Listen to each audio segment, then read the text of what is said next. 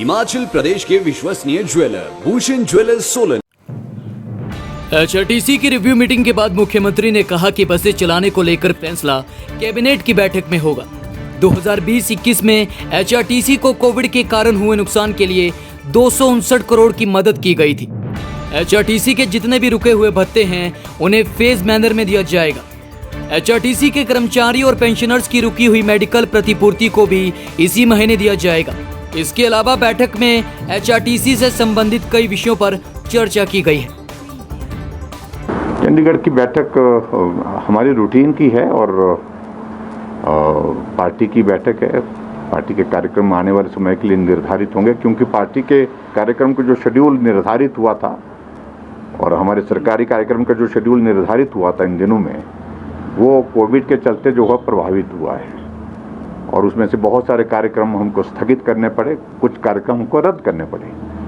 ऐसे में अब अगला शेड्यूल, क्योंकि अब हम देख रहे हैं कि कोविड का इम्पैक्ट अब धीरे धीरे कम होता जा रहा है, हम जल्दबाजी में भी नहीं, लेकिन उसके बावजूद दो महत्वपूर्ण चीज़ों को लेकर के हमको विचार करना है, जिसमें मंडी पार्लियामेंट्री कॉन्स्टिट्यूंसी का चुनाव होना है, बाई इलेक्शन होना है, फतेहपुर विधानसभा क्षेत्र का उपचुनाव होना है, उसके लिए भी विचार करेंगे। और उसके साथ साथ में ऑर्गेनाइजेशनल एक्टिविटीज़ जितनी भी हमारी आने वाले समय में जो है वो तेज़ हो सकती है, उसके लिए प्लान करेंगे। सेक्रेटरी की मीटिंग 2 दिन की वो अलग है, वो तो पूरे नेशनल सारे सिनेरियो को लेकर के होगी। उसके एजेंडा क्या है वो केंद्र ही तय करता है, लेकिन हमारी स्टेट की जो इस बात को लेकर के, देखिए बसें कब चलेंगे ये निर्णय तो कल कैबिनेट में करेंगे, लेकिन एचआरटीसी हमारी जीवन रेखा है एक तरह की हिमाचल प्रदेश में, और जहाँ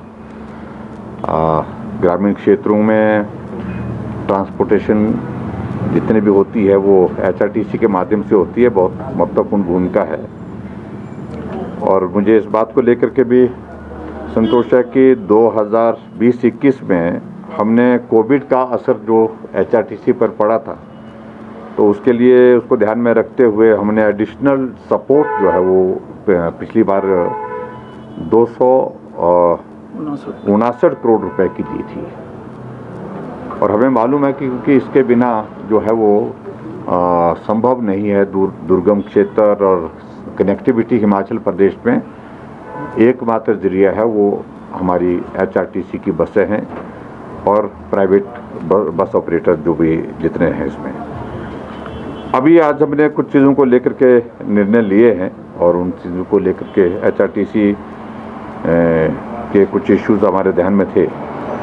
एक तो उनके जो पेंडिंग अलाउंसेस हैं उसके बारे में हमने ये तय किया कि अब धीरे धीरे उसमें फेज मैनर में जो है उनको हमने उसमें बोला है कि उसमें आप प्रायोरिटी जो है वो तय करें, क्योंकि वैसे अमाउंट के हिसाब से अगर देखें तो वो बड़ा अमाउंट बन रहा है, तो ऐसे में फेज मैनर में उसमें जो है अलाउंसेस जो पेंडिंग है उनको हम देने का प्लान करेंगे।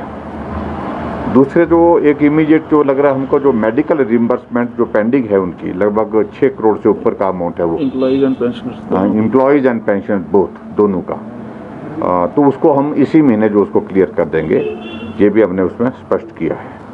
इसके अतिरिक्त जो है वो CM announcements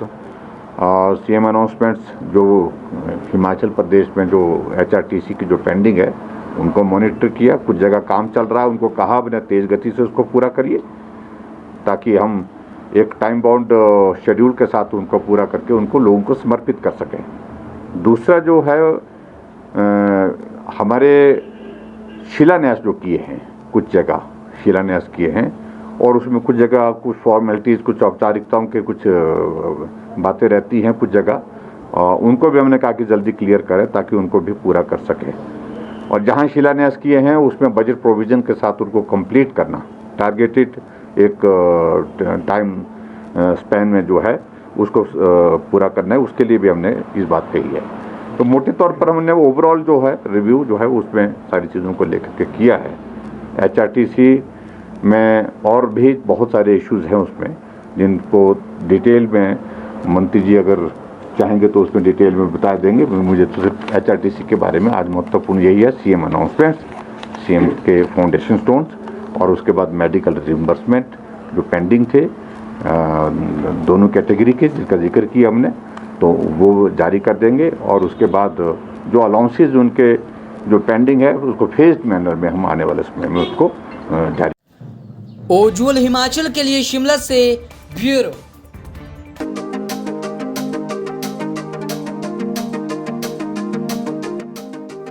doctor KD eyes hospital, आपकी आंखों का हम रखेंगे ख्याल।